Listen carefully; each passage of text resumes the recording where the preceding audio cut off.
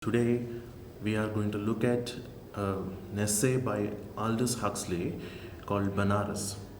Benares can be classified as a travel essay, it comes under the genre of travel writing, where basically what we see in travel writing is how there is not just travel writing is not just about a person going to a new place, visiting a new place, encountering a different kind of world, and then writing about it. But when we actually encounter something new in our lives, we actually take our old baggage or all our cultural baggage, all our cultural background with us. We take our worldview with us to this new world and experience it and use the old world or the knowledge that we have about life as a frame of reference to understand what we are encountering new. So when we have to approach this text Benares as such a kind of an experience by Aldous Huxley, who is with a group of tourists who went to this sacred famous city Benares to see something. Okay, so he it actually talks about an eclipse that happens, and there are many, over a million people gathered over there, all religious people, in hopes of getting some kind of blessings from this great event. What we have here is an eclipse that that all these religious Hindus have actually gathered to experience and make their ritual observances and worship. Okay, so he describes this colorful scene of all these people gathering. So when we read this essay, we are supposed to look at it on two levels. On one level, all these people have been gathered in that city, this holy city, for a religious purpose or a spiritual purpose, and they have come to see the eclipse. But our author, our Huxley, reminds us that what he has come there here, to this city, is to actually observe the Hindus and their ritual observances. So, what is a spectacle to the people is the eclipse itself, which the author reminds us that it's not even perceptible, as in it was not a full eclipse over there. He points to the fact that the complete eclipse actually was visible in Sumatra, but here it was just a sliver, and that actually draws all these crowds. And the spectacle for our author is not the eclipse itself, but the people who have gathered there for this purpose, for this religious purpose. So here we have to actually, when we think about travel writing as like a meeting of two worlds, not just of individual encountering worlds, we have to think about the author's perspective and the people who have gathered over there with their religious perspective. The people who have gathered there are from think that this is a very auspicious time or inauspicious time because of it's an eclipse, and they have actually come to make all these ritual observances to secure some good future or have some kind of spiritual benefit out of it. And he actually points to this, as in he says that he lacks the eye of faith to experience what they experience in that moment. As in, this eye of faith he refers to as this Eastern viewpoint, this kind of mystical, spiritual kind of viewpoint that he thinks as a Westerner he lacks to actually experience the eclipse in this manner. But where, but we have to think about the other side too. What kind of perspective is he coming from? He is coming from the Western rationalistic point of view, when an eclipse is just a celestial event. That's it, nothing more than that. But when it comes to the religious point of view, eclipse means more than that. So there is actually a dichotomy actually that runs throughout this essay of this rational point of view versus the superstition or spiritual kind of point of view. So so for the Hindus who have gathered there, and he describes all the people gathered there, of how there are women carrying children, all these people have walked for miles to get there. It's like a big pilgrimage area that the river bank was. So all these people who have walked to the ghats, carrying food, settling down over there on the way, on the roads, on the dusty roads, and all of this clamor, all of this crowds that have been gathered are for the purpose of this one simple event of an eclipse, that he didn't find that important from his perspective. So he actually describes it as, he tries to makes an attempt to actually understand it from their perspective by referring to the myth of Ketu devouring the sun. As in, he describes that for Hindus, it is for believers, it's actually a serpent actually devouring the sun, and their observances are actually getting them something out of it. So here, for him is just like a rational, simplistic sort of celestial event. For them, it is a war between light and dark, of some kind of serpent devouring the sun, and then the sun getting back its life. As in, it's a war, or like a battle between good and evil, in a sense, in a symbolic sense. So this view of viewing the eclipse as something more than just a celestial event is not exclusive to Indians. We have this in many cultures. If you look at the Chinese, any sort of solar eclipse would would mean that there is some kind of ominous thing is going to happen politically in the nation, right? So the same is true for the ancient Greeks, who believed that um, the king was going to die if there was an eclipse. So they had this strange little practice where they used to replace the king with a new person, enthrone him symbolically, and later kill him after the day of the eclipse. So many cultures have such kind of beliefs where they view something like an eclipse as something which with a lot of value and symbol, spiritual value, or something which meant something ominous was going to happen. So as he watched all those people over there in Benares, watching all the pilgrims do their ritual observances, his eye catches something interesting now. He looks and beholds like a princess being escorted.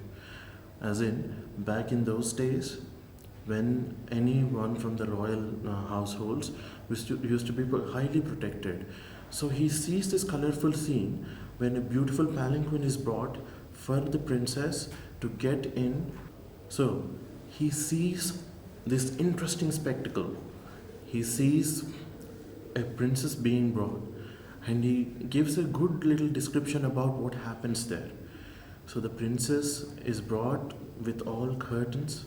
She's with colorful scarlet curtains, and her way to the barge. So she's instead of bathing, we are informed that instead of bathing with the other people, the princess is actually led into a barge with the palanquin, with attendants or like servants, servants carrying that palanquin. So she gets into the palanquin unnoticed by the others, because everything is covered by scarlet curtains, and her way is actually made by putting cloths on the ground, clothes in the ground, and she is carefully taken without the gaze of strangers falling upon her, and she and her female attendants actually get in there and enter the barge. And it's interesting what Huxley says when watching all of this. For him, this is like a strange spectacle.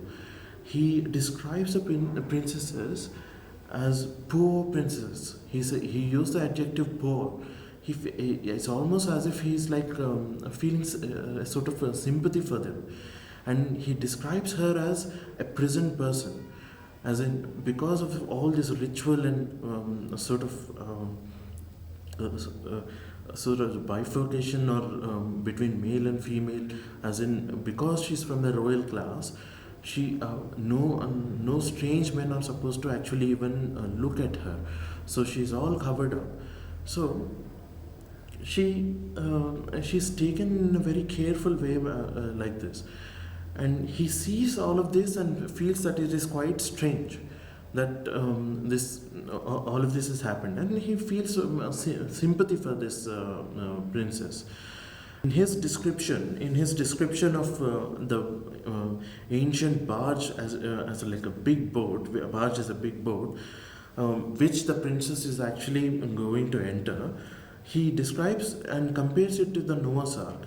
So again, the kind of remember what I told you about using your own culture as a frame of reference to understand a different culture. So that is what is at work here. He compares Noah's Ark, which is from his own culture, and to the barge that the princess enters. And he feels sorry for this princess whose life is all secluded because of the ritual and the pomp and the regulations, regal protocol that actually exist around her life. And this actually falls under the stereotype of the colonizers. When the Western man, or like the Western white man, came here to colonize these lands, these eastern lands, the only one area or like one place that they could not have access to is this space of women, as in which was actually known as the zanana, as in this space of women was always out of, mainly from the upper classes or the royal classes. This space was not accessible to the Western man. So there's a lot of fascination you see in many sorts of texts which describe this space as something strange, mysterious, as in one thing is like there is a sort of exoticization of Eastern women, of how they are mysterious people, mysterious characters behind the curtains, acting, or there was always a sort of mystique around this sort of phenomenon of how they were covered up and so. He actually describes it in this manner, as in the and what how does he talk about the water itself? He talks that he actually describes it in interesting words. He calls it the sacred stream that is filthy. And for them, that is sacred. For Indians, that stream or the Ganges, the water there is sacred. But for him, it is filthy. And he says that it's stagnating in darkness. So he feels sorry for her that the princess has to actually go into the barge and bathe in those stagnating water inside the barge that has been collected for her, and not like the rest of other Indians, or like other lower classes, or people who are not that privileged in India, who are bathing in the open outside. And he calls the water dirty. So there is this contrast between how he is viewing things and how the Indians or the Hindus are actually viewing the same things and experiencing the same things. Now, as they go along, their attention is caught by what they see next. They see uh, on the steps, on the ghats, bodies burning. They they see all these dead bodies being burned in a ritual fashion, and people just walking about as in it's a most natural thing in that place. So here he uses words like gruesome and grotesque for what he sees of human flesh burning, and this this actually, I think his description of bodies burning over there on the banks actually tells us about how death is viewed in these two worldviews. On the one hand, we have the East, which has a very cyclical sort of view about death, as in death is a part of the whole reality, and it's followed up by life and so on. But when we look at the Western view, or like the rational sort of post Enlightenment view of death, it's always something to be avoided, always something which is out there that most people do not think about. But here he is met with a culture where death is treated as part of everything. It's like it was so part of the reality that everyday reality, that is not like put aside or treated as something so negative that it should not be in view of others, or it should be covered up and put somewhere in compartmentalized in a certain way, which only denotes grief and all. So here he sees this open display of bodies burning, and people just beside that, like just doing their ritual observances, going on about like in their daily routine. He sees that as very strange. Then they move on from this grotesque scene, and they are met with these men around, sitting calmly and meditating with all this clamor and all the people going around. So he sees the calmness, or uh, the kind of unbothered way they are just sitting there, bothered by nothing around them and meditating. And he actually mentions that this mystic method or the technique of meditation has been suggested by Krishna in the Bhagavad Gita. So, from this, we know that he is not just a tourist who is actually looking at a strange world without any prior knowledge of the culture he is going to encounter. So, as a good tourist, he has done his reading about Indian philosophy or Indian texts, religious texts, in order to better understand.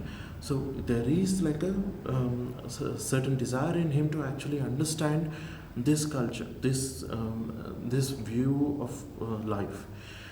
So he describes that this simple technique has not been changed, and many people follow this method of meditation. And he describes it in a very strange sort of manner. He calls it self hypnotism, and he calls them nose gazers. So in a way, there is not like complete acceptance of this practice. He thinks that it's sort of a self hypnotism, or like some kind of they are doing this for some sort of mystic sort of ecstasy. So he actually, this actually indicates that how later on in his own life he has gone on to adopt perennialism and use a lot of philosophy from Vedanta in his own work. Being a philosopher, he has borrowed a lot from the Eastern texts to actually that goes into his work. Even in his fictional work, actually, is like the book The Brave New World. Even that has elements of Eastern philosophy coming in there. So he actually looks at all of this, and he looks more and more like people coming in there, throngs of people coming in, and the police controlling the crowd, and taking their holy dips in the water in the right moment when the eclipse has happened, and looks at all these millions of people doing all of this. He looks at everything, and he makes a profound statement which sums up the culture shock that he experiences when he's going through this. He says West is West. That statement, that small sentence, says a lot. I think he's in part quoting Kipling here. In Kipling's poem, the saying goes this way: "The East is East, West is West, and never the twain shall meet." So this kind of sentiment, I think, is very strong when Huxley makes this statement, "West is West." So he actually is drawing a stark difference between the culture he is used to, the West, from the East, where religion is so important, so part of the fabric of the life that Indians live, as opposed to the West, where it's just like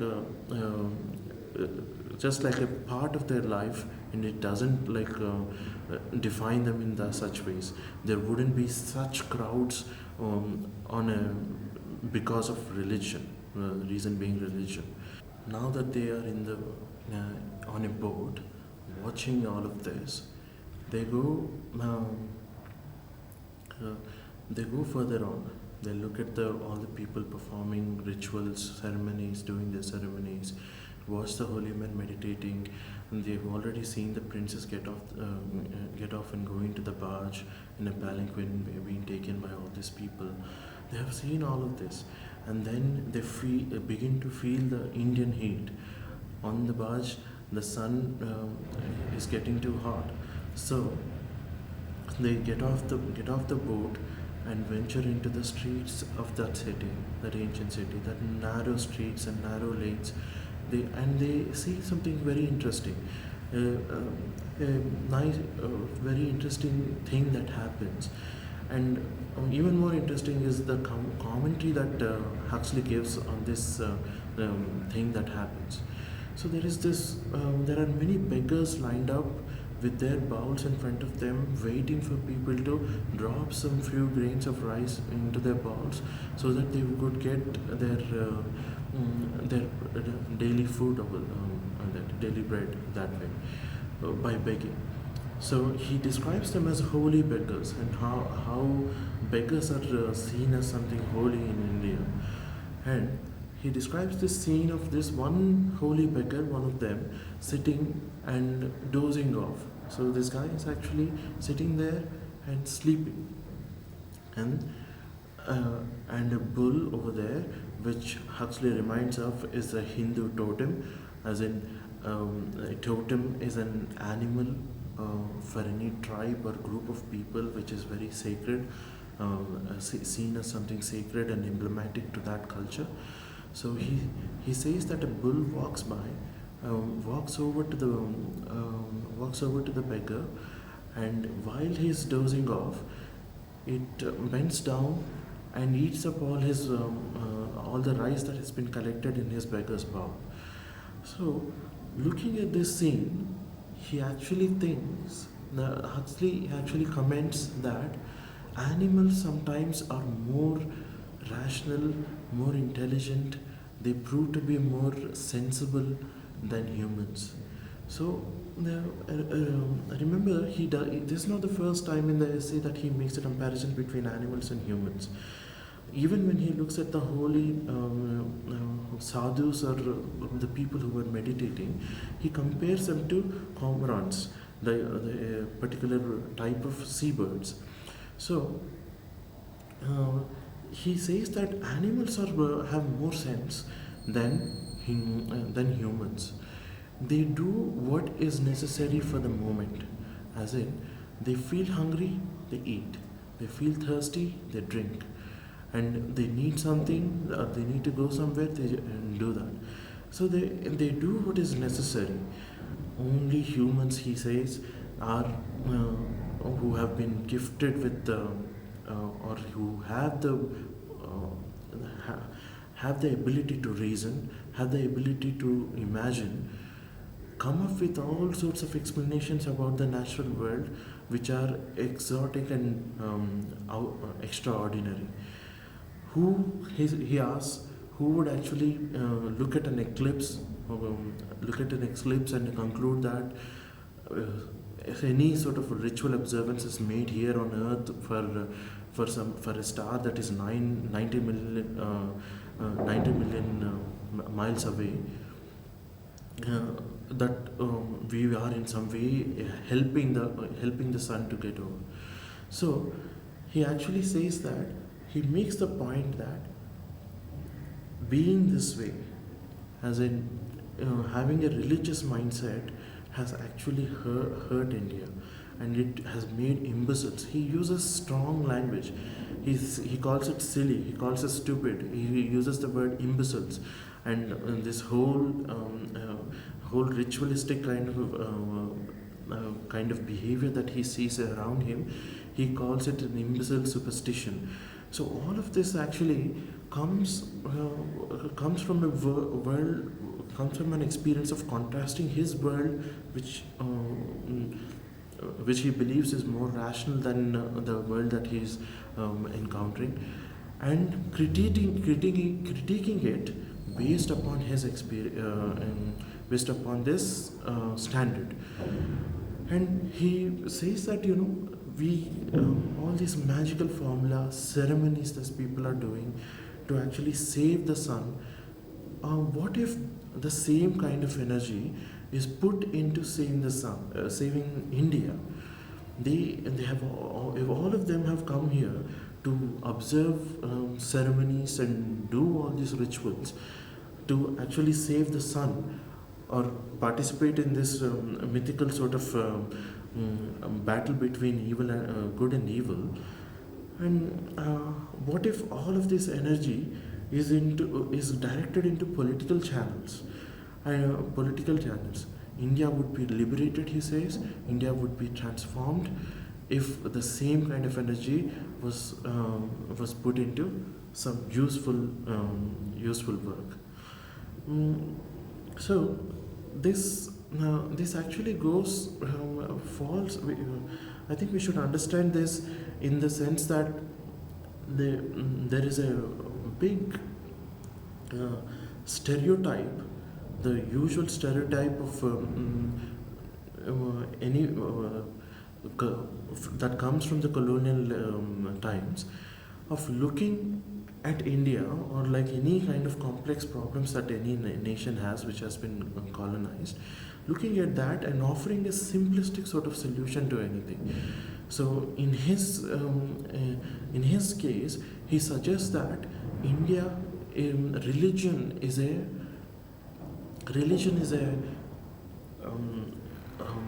luxury that India can't afford. Religion is a luxury that India can't afford.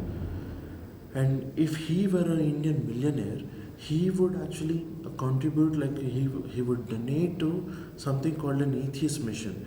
So in a sarcastic manner, or like he uses sarcasm and says that if I were a millionaire, I would just Indian millionaire, I would help out the atheist mission, because he thinks that religion is like the main problem of India, which is driving people down and making them waste their time in useless things. But a better sort of atheistic, or the culture of unbelief that he is not used to back home, he thinks is more helpful. So so he's actually contrasting the religious culture of his own nation to that of Indians. He says, as long as the Hindus and Muslims are taking religion so seriously, now any kind of progress is not possible. So here we see a discourse of progress working here. of how progress progress is equated to how well Indians actually accept a new sort of way of thinking about life, and we leave behind the religious mindset. So here he says that as progress won't take place until and unless Hindus and Muslims are as tepidly enthusiastic about religion as we are, as in we, he means English, the English. We are, uh, we are about the Church of England. So here is like a sarcastic comment here, which actually speaks about how people in England no longer take the Church of England that seriously. It it just serves as like an honorary sort of not so significant part of English life. But here he sees, like, people take religion so seriously.